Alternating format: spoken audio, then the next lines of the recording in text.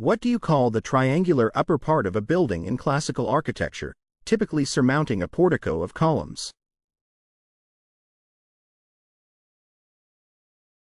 What do you call the upper interior surface of a room?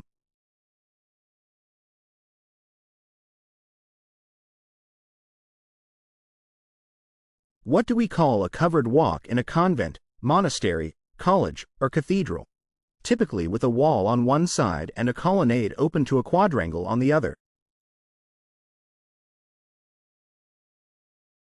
What do you call the front face of a building, especially an imposing or decorative one?